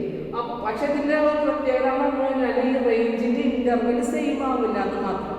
അതായത് ഇതിൻ്റെ മാഗ്നിറ്റ്യൂഡ് എന്ന് പറഞ്ഞു കഴിഞ്ഞാൽ അതെന്താവില്ല, സെയിം ആവില്ല. ഈ ലിമിറ്റിനെ മാത്രം നമുക്ക് അപ്പറിനെ ലോവർ ആക്കാം, ലോവറിനെ അപ്പറാക്കിയിട്ട് എഴുതാം. ഇങ്ങനെയാണ് ഇതിൻ്റെ ക്ലാസ് ഇൻ്റർവെൽ എഴുതേണ്ടത്. അപ്പോൾ നമ്മുടെ ഫസ്റ്റ് ഇയർ കംപ്ലീറ്റ് ആയി. ജസ്റ്റ് ഒന്ന് മാർക്ക് ചെയ്ത് എഴുതി കഴിഞ്ഞാൽ ഫസ്റ്റ് ഇയർ കംപ്ലീറ്റ് ആയി. ഇത് നമുക്ക് എഴുതേണ്ടത് സെക്കൻഡ് ഇയർ ആണ്. സെക്കൻഡ് ഇയറിൽ ഇതുപോലെ ക്യാഷ് ഇൻഫ്ലോ തന്നിട്ടുണ്ട് 10, 20, 30, 40. 10, 20, 30, 40. പ്രോബബിലിറ്റി ക്വസ്റ്റ്യൻ തന്നിട്ടുണ്ട് 0.1, 0.2, 0.4 ആൻഡ് 0.3. ക്വസ്റ്റ്യനിൽ തന്നിട്ടുള്ള ഇൻഫർമേഷൻ ആണ് ഇത് രണ്ടും. ഇനി ക്യുമുലേറ്റീവ് പ്രോബബിലിറ്റി കാണാം. 0.1 രണ്ടാമത്തെ ആഡ് ചെയ്യുമ്പോൾ 0.3, മൂന്നാമത്തെ കൂടെ ആഡ് ചെയ്യുമ്പോൾ 0.7, നാലാമത്തെ ആഡ് ചെയ്യുമ്പോൾ 1. ഇതിനെ ക്യുമുലേറ്റ് ചെയ്തു. ഓരോന്നിനെ ഇതിലേക്ക് എന്ത് ചെയ്യാം, ആഡ് ചെയ്യുമ്പോൾ നമുക്ക് കിട്ടുന്നതാണ് ക്യുമുലേറ്റീവ്. ഓക്കെ, ഇനി ഇതിന്റെ റേഞ്ച് ആണ് നമ്മൾ കാണുന്നത്. റേഞ്ച് കാൽക്കുലേറ്റ് ചെയ്യുമ്പോൾ ഫസ്റ്റത്തതിന് 0 മുതൽ 1ന്റെ തൊട്ട് മുമ്പുള്ള തന്നെയാണ് നമുക്ക് ഇതിന്റെ അപ്പർ ലിമിറ്റ് വരുന്നത്. 1ന്റെ തൊട്ട് മുമ്പ് എത്രയായിരിക്കും, 0. ഫസ്റ്റത്തെ ക്ലാസ് എന്ന് പറഞ്ഞു കഴിഞ്ഞാൽ 0. പിന്നെ അടുത്തെന്ന് പറഞ്ഞാൽ തൊട്ട് ഇതിന്റെ അപ്പർ ലിമിറ്റ് ആയിരിക്കും സെക്കൻഡ് ക്ലാസിന്റെ ലോവർ ലിമിറ്റ് വരുന്നത്. ദെൻ ഇതിന്റെ അപ്പർ ലിമിറ്റിന്റെ തൊട്ട് മുമ്പത്തതിന്റെ അപ്പർ ലിമിറ്റ് ആയിട്ട് വരണം. That is 1 to 2. ഇനി അടുത്തത് 3 ആണ്. 3 to സ്റ്റാർട്ട് ചെയ്യുമ്പോൾ ഇതിന് തൊട്ട് മുമ്പത്തെ നമ്പർ അപ്പർ ലിമിറ്റ് ആയിട്ട് വരുന്നു. 3 to 6. അടുത്തത് 7 to 0 ഉണ്ട്, അല്ലെങ്കിൽ 10ന്റെ തൊട്ട് മുമ്പുള്ള നമ്പർ 9. ഇതാണ് 7 to 9 ആയിട്ട് വരുന്ന ക്ലാസ്. അപ്പോൾ നമുക്ക് സെക്കൻഡ് ആയിട്ടുള്ള സെക്കൻഡ് ഇയർ കംപ്ലീറ്റ് ആയി. ഇനി അടുത്തത് കാണുന്നത് സെക്കൻഡ് ഇയർ ആണ് കേട്ടോ. ഇത് തേർഡ് ഇയർ. തേർഡ് ഇയറിൽ നമുക്ക് തന്നിട്ടുള്ളത് 10, 20, 30. Cash inflows 10, 20, 30. 3 ഇൻഫോർമേഷനുമാണ്. ഇനി അതിൻ്റെ ക്യാഷ് പ്രോബബിലിറ്റി ക്വസ്റ്റ്യൻ തന്നിട്ടുണ്ട് 0.3, 0.8, 1. ഓക്കെ, പ്രോബബിലിറ്റി കാണാൻ 0.3, 0.3നോട് കൂടെ 8, 0.8 അല്ല കേട്ടോ, അവിടെ ഒരു മിസ്റ്റേക്ക് ഉണ്ട്. അവിടെ തന്നിട്ടുള്ള 0.3 കഴിഞ്ഞാൽ ക്വസ്റ്റ്യനിൽ 0.5 ആണ്. 0.5 then 0.1. ക്വസ്റ്റ്യൻ തന്നിട്ടുള്ള പ്രോബബിലിറ്റി ഒരു മിസ്റ്റേക്ക് 0.3, 0.5 and 0.2. ക്യുമുലേറ്റ് ചെയ്യുമ്പോൾ 0.3യോട് കൂടെ 0.5 ആഡ് ചെയ്യുമ്പോൾ 0.8, ഇതിനോട് കൂടെ ആഡ് ചെയ്യുമ്പോൾ 1. ഇതായിരിക്കും നമുക്ക് കിട്ടുന്ന ക്യുമുലേറ്റീവ് പ്രോബബിലിറ്റി. നമുക്ക് അതിൻ്റെ റേഞ്ച് കാൽക്കുലേറ്റ് ചെയ്യണം. 0 to 2 ആണ്, 3 to 7 ആണ്, ദെൻ അടുത്തത് 8 to 9 ആണ്. കാരണം നമുക്ക് 3 റേഞ്ചുകൾ കിട്ടുന്നത്. ഇത്ര ആയിക്കഴിഞ്ഞാൽ നമുക്ക് എന്തായാലും റാൻഡം റേഞ്ച് ആയി നമുക്ക് കിട്ടിക്കഴിഞ്ഞാലാണ് ഇതിൻ്റെ കറസ്പോണ്ടിങ് ആയിട്ട് വരുന്ന ക്യാഷ് ഇൻഫ്ലോസുകൾ ഏതാണെന്നുള്ളത് കണ്ടുപിടിക്കാനായിട്ട് പറ്റുള്ളൂ. അതിൽ നിന്ന് വേണം നമ്മൾ എന്ത് കണ്ടുപിടിക്കാനായിട്ട്, നെറ്റ് പ്രസൻറ്റ് വാല്യൂ കാൽക്കുലേറ്റ് ചെയ്യാനായിട്ട്. അപ്പോൾ ഫസ്റ്റത്തെ ഒരു സ്റ്റേജാണ് നമ്മൾ കണ്ടിട്ടുള്ളൂ, എന്ത് റാൻഡം റേഞ്ച് കണ്ടുപിടിച്ചു. ഈ റാൻഡം റേഞ്ചിൽ നിന്ന് കറസ്പോണ്ടിങ് ആയിട്ട് വരുന്ന ക്യാഷ് ഇൻഫ്ലോസ് എത്ര എന്നുള്ളത് കണ്ടുപിടിക്കണം. That is the next stage. Next ഇനി നമുക്ക് എന്ത് ചെയ്യണം, റാൻഡം ഇൻ്റർവെൽസിൽ കറസ്പോണ്ടിങ് ആയിട്ടുള്ള ക്യാഷ് ഇൻഫ്ലോ കാണണം. അപ്പം അതിനു വേണ്ടി സിമുലേഷനാണ് ചെയ്യുന്നത്. കാരണം സിമുലേഷനിൽ നമുക്ക് എന്ത് തന്നിട്ടുണ്ട്, റാൻഡം നമ്പേഴ്സ് തന്നിട്ടുണ്ട്. അപ്പോൾ റാൻഡം ഇൻ്റർവെല്ലിൽ ഈ റാൻഡം നമ്പേഴ്സ് ഏത് കറസ്പോണ്ടിങ് ആയിട്ടുള്ള ക്യാഷ് ഇൻഫ്ലോയിലാണെന്നുള്ളതാണ് ഇനി കണ്ടുപിടിക്കേണ്ടത്. ഓക്കെ, മനസ്സിലായിട്ടുണ്ടാവുമല്ലോ സിമുലേഷൻ എങ്ങനെ ചെയ്യാന്നുള്ളത്. അപ്പോൾ നമുക്ക് അടുത്ത ഇതിൽ ഹെഡിങ് കൊടുക്കാം. We can now out the carry out the simulation. We can now carry out the simulation. ഇനിയാണ് നമ്മൾ സിമുലേഷൻ ചെയ്യുന്നത്. നമുക്ക് ടെക്സ്റ്റ് ബുക്കിൽ 3 വർഷത്തത് ഒരൊറ്റ ഇതിലാണ് തന്നിട്ടുള്ളത്. പക്ഷെ നമുക്കിതിൽ സ്പേസ് ഉൾക്കൊള്ളിക്കാൻ കഴിയാത്തത് കൊണ്ട് ഞാൻ ഓരോ ഇയറിലുള്ളത് സെപ്പറേറ്റ് ആയിട്ടാണ് കാണിക്കുന്നത്. എന്നിട്ട് നമുക്ക് കിട്ടുന്ന പ്രസൻറ്റ് വാല്യൂവിനെ ആഡ് ചെയ്യാം. സെപ്പറേറ്റ് ആയിട്ട് തന്നെ ഞാൻ ആഡ് ചെയ്തിട്ട് കാണിക്കുന്നുണ്ട്. ഓക്കെ, അപ്പോൾ നമുക്ക് ആദ്യം കൊടുക്കാം. ഇയർ ഫസ്റ്റിലുള്ള ഇതാണ് ഞാൻ കൊടുക്കുന്നത്. ഇയർ ഫസ്റ്റിൽ പറയുന്നത് നമുക്ക് 5 സെറ്റാണ് തന്നിട്ടുള്ളത് അല്ലേ. റാൻഡം നമ്പർ തന്നിട്ടുള്ളത് 5 സെറ്റാണ്. അപ്പോൾ ആ നമ്പറുകൾ ആദ്യം ഇവിടെ കൊടുക്കുക. നമ്പർ നെക്സ്റ്റ് കോളത്തിൽ റാൻഡം നമ്പേഴ്സ് കൊടുക്കാം. റാൻഡം നമ്പർ ക്വസ്റ്റ്യൻ തന്നിട്ടുള്ളതാണ്. ഇനി അതിന് കറസ്പോണ്ടിങ് ആയിട്ട് വരുന്ന ക്യാഷ് ഇൻഫ്ലോ ഏതാണെന്നുള്ളത് ഇവിടെ കൊടുക്കാം. Corresponding cash inflow. നെക്സ്റ്റിൽ നമുക്ക് കൊടുക്കേണ്ടത് അതിൻ്റെ പ്രസന്റ് വാല്യൂ ആണ്. Present value of cash inflow. Okay, അപ്പോൾ ഫസ്റ്റ് ഇയറിൽ വരുന്നതിൻ്റെ 5 സെറ്റിൻ്റെ റാൻഡം നമ്പർ ഉപയോഗിച്ച് കഴിഞ്ഞാൽ നമുക്ക് ഇടുന്ന present value of cash inflow ആണ് ഈ ഉദ്ദേശിക്കുന്നത്. 5 സെറ്റ് ആയതുകൊണ്ട് നമ്മൾ നമ്പർ കൊടുക്കുന്നത് 1 2 3 4 5 5 സെറ്റ് ഉണ്ട്. ഇനി സെറ്റുകളായിട്ട് തന്നിട്ടുള്ള റാൻഡം നമ്പേഴ്സ് ക്വസ്റ്റ്യനിൽ നോക്കുക. ഫസ്റ്റ് ഇയറിൽ തന്നിട്ടുള്ളത് 4 7 6 5 0. സെറ്റ് 1 2 3 4 5 കൊണ്ടാണ് ക്വസ്റ്റ്യനിൽ തന്നിട്ടുള്ളത്. ഫസ്റ്റ് ഇയറിന് നേരെ ഞാൻ എന്ത് ചെയ്തു, ഇങ്ങനെ നോട്ട് കാണിച്ചത് മാത്രം. 4 7 6 5 0. ഓക്കെ, ഇനി കറസ്പോണ്ടിങ് ക്യാഷ് ഇൻഫ്ലോ എത്ര എന്നുള്ളത് നോക്കാം. എങ്ങനെ കറസ്പോണ്ടിങ് ക്യാഷ് ഇൻഫ്ലോ നോക്കാം? അതായത് 4 എന്ന് പറയുന്ന റാൻഡം നമ്പർ നമ്മുടെ റേഞ്ച് ഇന്റർവൽ റേഞ്ചിൽ, അതായത് റാൻഡം നമ്പർ ഇന്റർവെല്ലിൽ ഏത് ക്യാഷ് ഇൻഫ്ലോയിലാണ് എടുക്കുന്നത് എന്നുള്ളതാണ് നമ്മൾ നോക്കേണ്ടത്. എങ്ങനെ കാണേണ്ടത്? 4 എന്ന് പറയുന്നത് ഏത് റേഞ്ചിലാണ് കെടുക്കുന്നതെന്ന് നോക്കുക. 4 എന്ന് പറയുന്നത് ഏത് റേഞ്ചിലായിരിക്കും കെടുക്കുക? ഫസ്റ്റ് ഇയറിന്റെ റേഞ്ചുകൾ ഇത്രയൊക്കെ തന്നിട്ടുള്ളത്. ഞാനിവിടെ കാണിക്കാം. ഫസ്റ്റ് ഇയറിന്റെ റേഞ്ച് എന്ന് പറഞ്ഞു കഴിഞ്ഞാൽ 1 0 to 2 ഉണ്ട്, 3 to 6 ഉണ്ട്, 7 to 9 ഉണ്ട്. ഇതാണ് ഇതിന്റെ റേഞ്ചുകൾ തന്നിട്ടുള്ളത്, നമ്മൾ കണ്ടുപിടിച്ചിട്ടുള്ളത് ഫസ്റ്റ് ഇയറിൽ. അപ്പൊ 4 എന്ന് പറഞ്ഞു കഴിഞ്ഞാൽ നമുക്ക് ഏതിലേക്കുണ്ടാവുക? 3 to 6 അല്ലേ. അപ്പൊ 3 to 6 നേരെ വരുന്ന ക്യാഷ് ഇൻഫ്ലോ എത്ര എന്നുള്ളത് നോക്കുക. അപ്പൊ അതിന്റെ ക്യാഷ് ഇൻഫ്ലോ നമുക്ക് കിട്ടും. അതിന്റെ നേരെ നോക്കിക്കഴിഞ്ഞാൽ 15 ആണ്. അപ്പൊ 15 ക്യാഷ് കറസ്പോണ്ടിങ് ക്യാഷ് ഇൻഫ്ലോ എന്ന് പറഞ്ഞു കഴിഞ്ഞാൽ 15 ആണ്. എങ്ങനെ കിട്ടിയത് എന്ന് ചോദിച്ചു കഴിഞ്ഞാൽ 4 lies in between 3 to 6 range. The corresponding cash inflow is 15. നമ്മൾ നേരത്തെ റാൻഡം ഇന്റർവെൽ കണ്ടിട്ടുള്ളതിന്റെ ആ പേജിൽ നോക്കിക്കഴിഞ്ഞാൽ 4 എന്ന് പറയുന്ന റാൻഡം നമ്പർ 3 to 6 എന്ന് പറയുന്ന റേഞ്ചിലാണ് എടുക്കുന്നുണ്ടാവും. അതിന് കറസ്പോണ്ടിങ് ആയിട്ട് വരുന്ന ക്യാഷ് ഇൻഫ്ലോ എത്ര എന്നുള്ളത് ആ ഇയർ 1 എഴുതി വെച്ചിട്ടുണ്ട്. That is the 15. ഇനി അങ്ങനെ നോക്കുന്നത് 7 ആണ്. 7 എന്ന് പറയുന്ന റാൻഡം നമ്പർ റേഞ്ച് ഇന്റർവെല്ലിൽ നമ്മുടെ ഇന്റർവെല്ലാണ് ഇത്.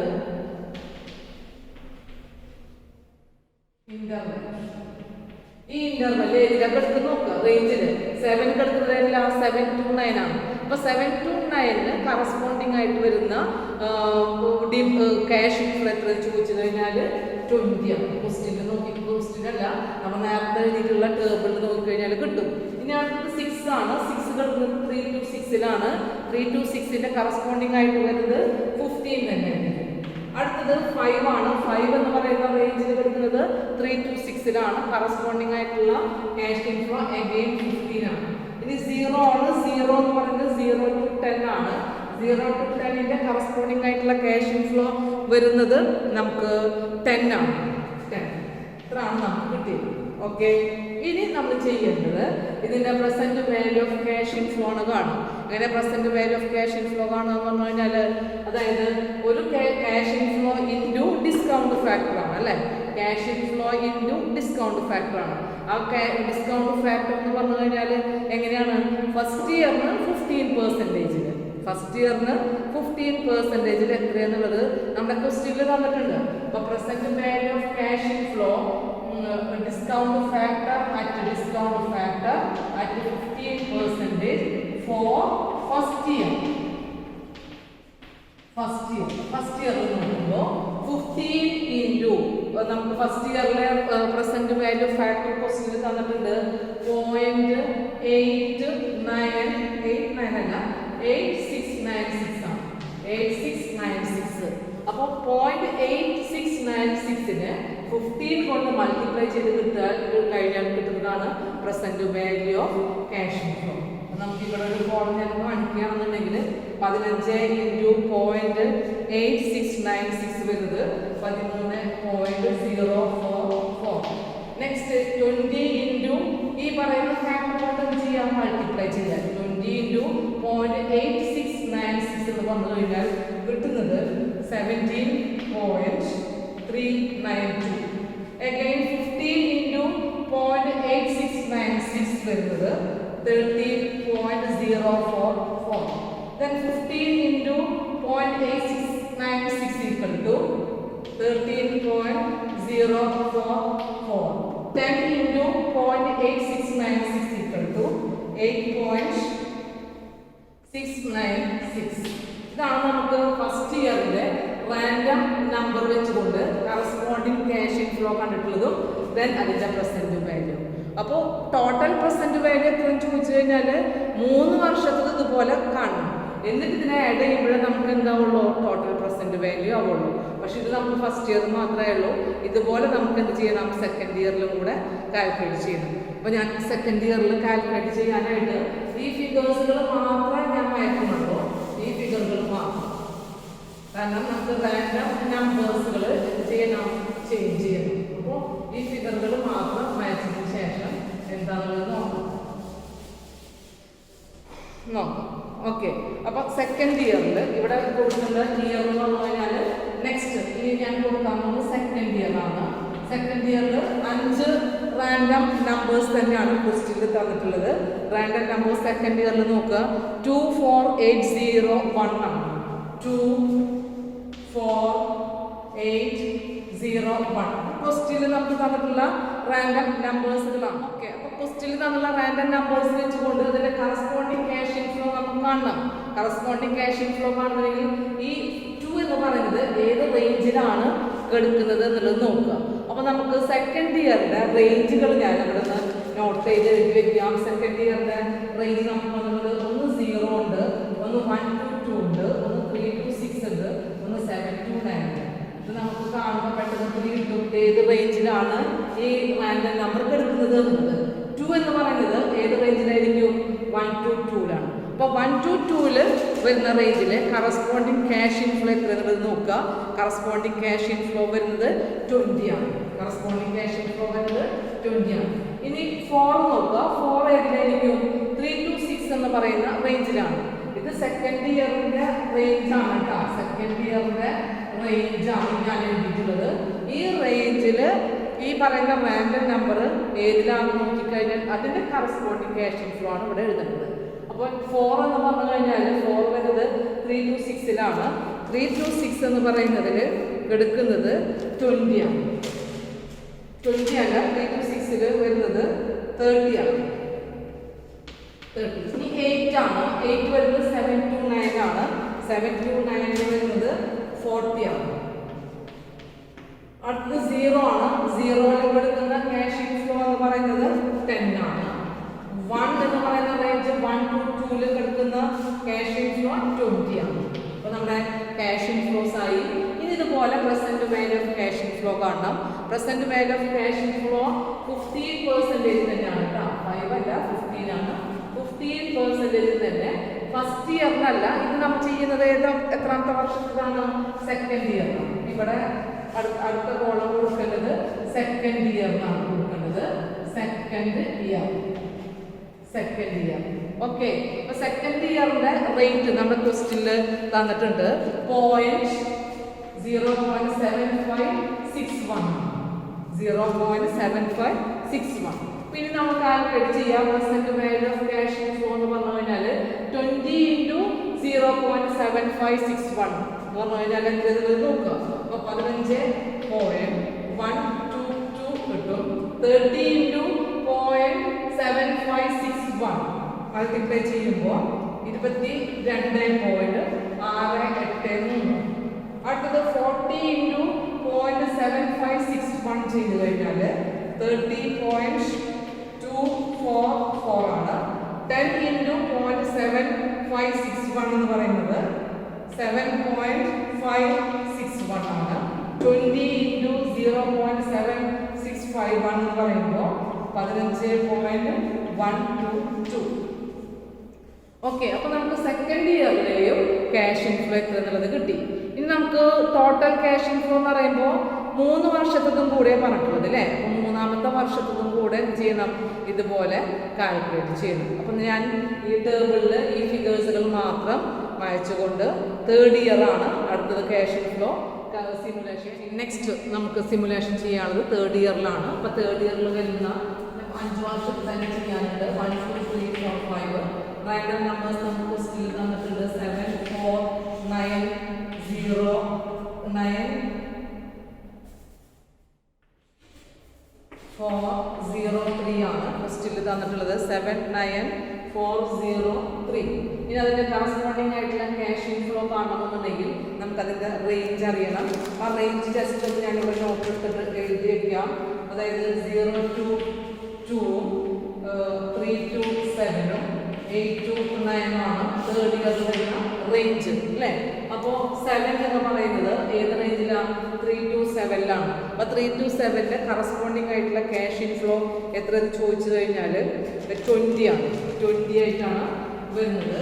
ഇനി 9 വരുന്നത് 8 to 9 ആണ്. 8 to 9ന്റെ റേഞ്ചിൽ വരുന്നത് 30 ആണ്. 4 ആണ് നെക്സ്റ്റ്. 3 to 4 7ലാണ് വരിക. പക്ഷേ 20 തന്നെ ആയിരിക്കും. 0 എന്ന് പറയുന്നത് 0 2 വരുന്നത് 10 ആണ് കറസ്പോണ്ടിങ് ക്യാഷ് ഇൻഫ്ലോ. ഈ 3 വരുന്നത് 20 തന്നെ ആയിരിക്കും. ഇത്രയാണ് നമുക്ക് ഇതിൽ പറയാനുള്ളത് കറസ്പോണ്ടിങ് ക്യാഷ് ഇൻഫ്ലോ കാൽക്കുലേറ്റ് ചെയ്യാനായിട്ട് വേണ്ടത്. ഇനി നമുക്ക് തേർഡ് ഇയറിൽ വരുന്ന 50% പ്രസന്റ് വാല്യൂ കാൽക്കുലേറ്റ് ചെയ്യുന്നത്. അപ്പോൾ തേർഡ് ഇയറിൽ നമുക്ക് തന്നിട്ടുണ്ട്. തേർഡ് ഇയറിന്റെ ഡിസ്കൗണ്ട് ഫാക്ടർ എന്ന് പറഞ്ഞാൽ 0.696575 ആണ്. 6575 ആണ്. നമുക്കതിനെ മൾട്ടിപ്ലൈ ചെയ്യുമ്പോൾ 20 ഇൻറ്റു 0.6575 ആണ് കാൽക്കുലേറ്റ് ചെയ്യുന്നത്. 13.150. 30 ഇൻറ്റു 6.6575 ചെയ്യുമ്പോൾ 19.725. 20 into 0.65 13.150. Then 10 into 0.6575 6.575. Then 20 into 0.6575 equal to 13.150. അപ്പോൾ നമുക്ക് ക്യാഷ് ഇൻഫ്ലോനെ കുറിച്ച് കിട്ടി. ഇനി നമ്മൾ ഇതിൻ്റെ എല്ലാം പ്രസന്റ് വാല്യൂ കാൽക്കുലേറ്റ് ചെയ്ത് കഴിഞ്ഞു. നമ്മൾ എന്ത് ചെയ്യണം? NPV കാൽക്കുലേറ്റ് ചെയ്യണം.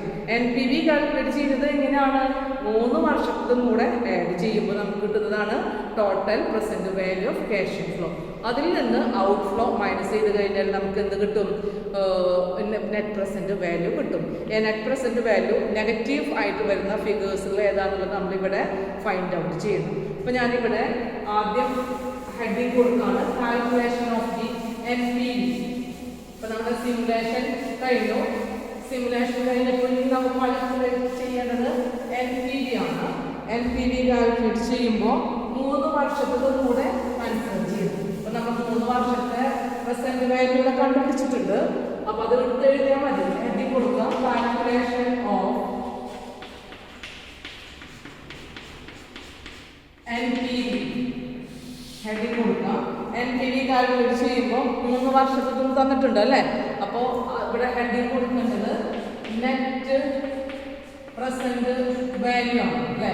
നെറ്റ് പ്രസന്റ് വാല്യൂ ഫസ്റ്റ് ഇയറിൽ നമുക്ക് 5 വർഷത്തിന് കൂടെ 5 ഇതിന് കൂടെ കിട്ടിയിട്ടുള്ളത് ഒന്ന് 13.044 പ്ലസ് 15.122 പ്ലസ് 13.150. ഇതാണ് നമുക്ക് 3 വർഷത്തിനും കൂടെ കിട്ടിയിട്ടുള്ള ഫസ്റ്റ് സെറ്റിൻ്റെ നെറ്റ് പ്രസന്റ് വാല്യൂ എന്ന് പറഞ്ഞു കഴിഞ്ഞാൽ. ഇതെല്ലാം കൂടെ ടോട്ടൽ ചെയ്യും. ടോട്ടൽ ചെയ്യുമ്പോൾ നമുക്ക് 41,041 പോയിന്റ് ഇതിന് ആഡ് ചെയ്യുമ്പോൾ 41.316. ഓക്കെ, അപ്പോൾ ഇതിൽ നിന്ന് നമുക്ക് എങ്ങനെ NPV കാൽക്കുലേറ്റ് ചെയ്യാനായിട്ട് പറ്റുക? ഓക്കെ. ഇതിൽ നിന്ന് നമുക്ക് എന്ത് ചെയ്യാം? ഔട്ട്ഫ്ലോ ആയിട്ടുള്ള 42,000 മൈനസ് ചെയ്യാം. ഔട്ട്ഫ്ലോ എന്ന് പറഞ്ഞത് 42,000 ആണ്. പക്ഷെ ഞാനിവിടെ പോയിന്റ് ഇട്ടിട്ടുണ്ട്. നമ്മൾ നേരത്തെ തന്നെ പോയിന്റുകളിലാണ് ചെയ്തിട്ടുള്ളത്. അപ്പോൾ 42,000. അപ്പോൾ ഫസ്റ്റ് ഇയറിന് വരുന്ന NPV എന്ന് പറഞ്ഞു കഴിഞ്ഞാൽ ഇൻഫ്ലോ കൂടുതലാണ്, കുറവാണ്, ഔട്ട്ഫ്ലോ ആണ് കൂടുതൽ വരുന്നത്. മൈനസ് ആയിട്ട് വരുന്ന NPV ആണ് -0 ഈക്വൽ ടു -0 684 ആണ് ഫസ്റ്റത്തെ വരുന്നത്. നെക്സ്റ്റ് അടുത്ത ഇതിൽ വരുന്നത് NPV വരുന്നത് net PV equal to 17.392 plus 22.683. നമ്മൾ ക്വസ്റ്റ്യനിൽ കണ്ട് നേരത്തെ കണ്ടുപിടിച്ചത് മാത്രം എഴുതാണ് 19.725. ടോട്ടൽ വരുമ്പോൾ 59.8 മൈനസ് ഇത് നമുക്ക് ഔട്ട്ഫ്ലോ ആണ് അല്ലെങ്കിൽ കോസ്റ്റ് മൈനസ് ചെയ്യുമ്പോഴാണ് നമുക്ക് NPV കിട്ടുക. NPV കാൽക്കുലേറ്റ് ചെയ്യാനുള്ള ഫോർമുല നമുക്ക് എല്ലാവർക്കും അറിയാം. ഇൻഫ്ലോ മൈനസ് കോസ്റ്റ് അല്ലേ?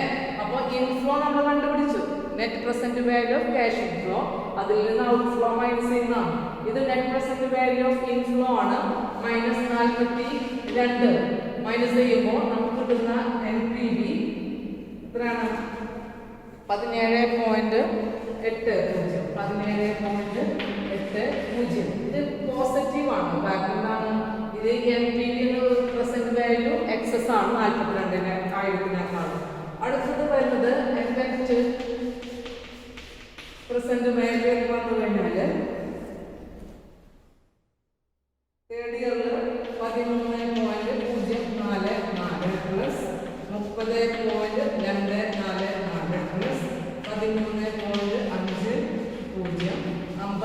56.438 മൈനസ് 42 എന്ന് പറയുമ്പോൾ നമുക്ക് പോസിറ്റീവ് ആയിട്ടുള്ള NPV ആണ് 14.438. വീണ്ടും NPV കാണുന്നത് ഫോർത്ത് സെറ്റിന്റെ 13.044 plus 7.561 plus 6.575 equal to 27.18 minus 42 equal to -14.820. അടുത്തതിൽ വരുന്നത് 8.696 plus 15.122 plus 113.150 equal to 36.968 minus 42 equal to നമുക്ക് കോസ്റ്റിനേക്കാളും കുറവാണ് net present value. That is -5.032. അതായത് നമുക്ക് 5 സെറ്റ് സിമുലേറ്റ് ചെയ്തപ്പോൾ അതിൽ 3 എണ്ണത്തിലും നെഗറ്റീവ് ആണ് അല്ലേ? 3 എണ്ണം നമുക്ക് വരുന്നത് എന്താണ്? നെഗറ്റീവ് ആണ്. 2 എണ്ണം മാത്രമേ ഇത് വരുന്നുള്ളൂ, പോസിറ്റീവ് വരുന്നുള്ളൂ. അപ്പം നമ്മളോട് ക്വസ്റ്റ്യൻ ചോദിച്ചിട്ടുണ്ട് ഏതെല്ലാം പ്രോബബിലിറ്റിയിലാണ് നെഗറ്റീവായിട്ട് വരുന്ന പ്രസന്റ് വാല്യൂ എന്നുള്ളത്. അപ്പം നെഗറ്റീവ് പ്രസന്റ് വാല്യൂ വരുന്നത് 5 എണ്ണത്തിൽ 3 എണ്ണത്തിന് നെഗറ്റീവ് വാല്യൂ ആണ്. അപ്പോൾ താഴെ നമ്മൾ അതിൻ്റെ ഒരു കൺക്ലൂഷൻ കൊടുക്കണം. ഔട്ട് ഓഫ് 5 സിമുലേഷൻ, അതായത് ഔട്ട് ഓഫ് 5 സിമുലേഷൻ 3 ആർ എന്തായിരിക്കും? 3 ആർ പ്രൊഡ്യൂസ്ഡ് നെഗറ്റീവ് NPV. 5 എണ്ണം സിമുലേറ്റ് ചെയ്തപ്പോൾ അതിൽ 3 എണ്ണത്തിൻ്റെയും വന്നിട്ടുള്ളത് എന്താണ്? നെഗറ്റീവ് NPV ആണ്. ദാറ്റ് ഈസ് 3.3/5 എന്ന് പറഞ്ഞു കഴിഞ്ഞാൽ 0.06 ആണ് അതിൻ്റെ പ്രോബബിലിറ്റി. നെഗറ്റീവ് പ്രോബബിലിറ്റി വരുന്ന നെഗറ്റീവ് NPV വരുന്ന പ്രോബബിലിറ്റി എന്ന് പറഞ്ഞു കഴിഞ്ഞാൽ 0.6 ആണ്.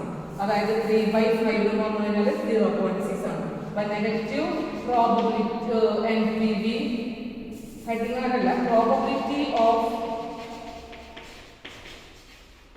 Negative NPV equal to 3/5 = 0.6. ഇതാണ് നമുക്ക് എന്ത് ചെയ്യേണ്ടത് ഇതിൻ്റെ കൺക്ലൂഷനായിട്ട് കൊടുക്കേണ്ടത്.